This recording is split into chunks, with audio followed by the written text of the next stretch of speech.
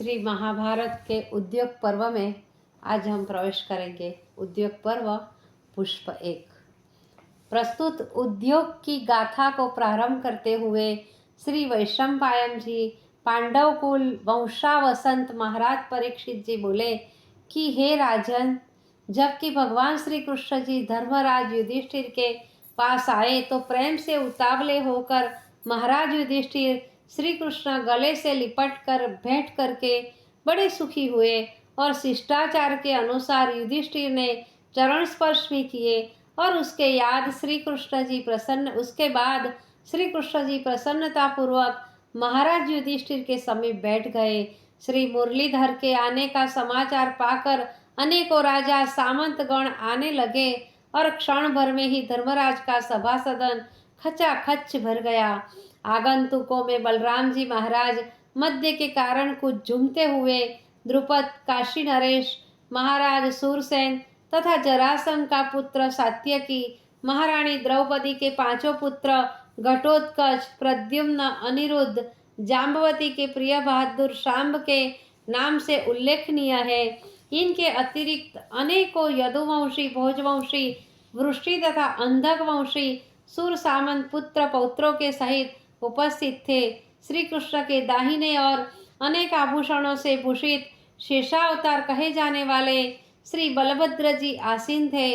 भारतीय राजाओं के अतिरिक्त देशीय अनेकों राजाओं ने भी सभा को सुशोभित कर रखा था। धर्मराज के बाएं और महारानी द्रौपदी सभासीन थी, जिसके वस्त्र तथा वेश कीमती आभूषणों से सभा में जगमगाहट हो रही थी। सचमुच ऐसा मालूम पड़ता था कि मानो साक्षात भगवान सूर्यनारायण का दरबार है। वह मृग जैसे नेत्रों वाली द्रौपदी जैसे मुस्कुराती हुई कोयल सी कुकती हुई बोली कि हे ब्रुजभूषण, महाराज ने जिस उद्देश्य से आपको दुर्योधन के यहाँ भेजा था, क्या आप वह सब कार्य संपन्न कराए हैं? कुछ क्षण रुककर भगवान श्री कृष्ण ने कहा कि मैंने दुर्योधन को समझाने की पूरी कोशिश की, परंतु वह हतभाग्य किसी भी मूल्य पर आपके प्रस्ताव को मानने के लिए तैयार नहीं है। उसकी बातचीत से यह स्पष्ट है कि वह अपने सामने त्रिलोकी को भी तुच्छ समझता है। फिर हंसते हुए भगवान श्री कृष्ण जी ने कहा कि बिना युद्ध दुर्योधन से किसी प्रकार की शुभ आशा करनी बड़ी भयंकर भूल है। ऐसा सुनकर महाराज युधिष्ठिर को अत्यंत दुख हुआ और बोले, हे स्वामी, अब इसके लिए हमें क्या करना श्रेयकर होगा?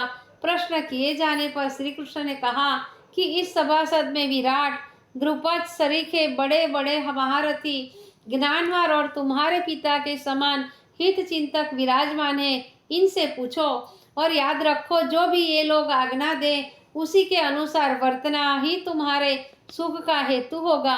यह मेरा निश्चय है। ऐसा सुनकर महाराज द्रुपद और विराट हर्षोन्मत्त होकर गरजते हुए गंभीर वाणी से बोले कि हे सारंग धनवन, आप सब जानते हो, क्योंकि आप सर्वभूत है।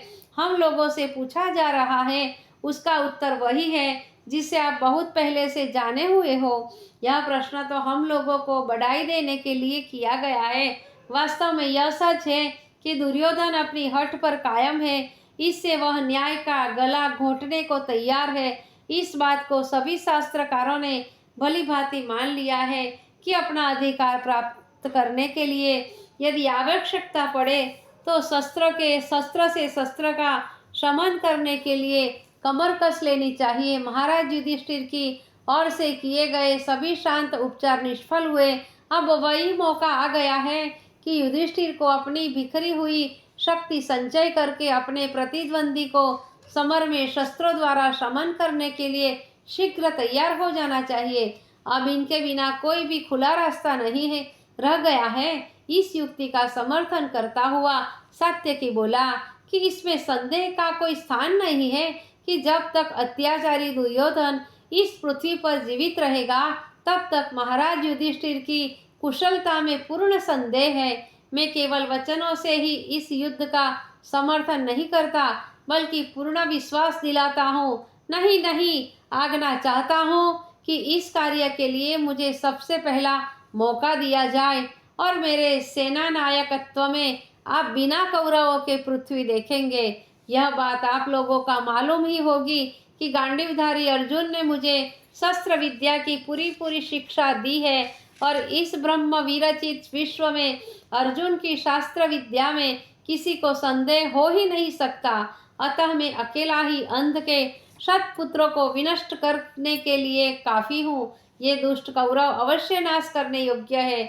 इन्हें जितने ही ज्यादा दिन जीने दिया जाए, अब उतना ही अपने लिए अनिष्ट को प्रोत्साहन देना है। यह बात सभी सभासदों को प्रिय लगी, ऐसा उनके चेहरों से प्रतीत होता था। केवल उसके विरोध में हार्दिक खेद प्रकट करते हुए बलभद्र जी बोले कि तुम्हारा यह निश्चय कतई धर्म के विरुद्ध है। तुम्हारे इस निश्चय से यह स्पष्ट है कि आप लोग किसी की उन्नति नहीं देखना चाहते।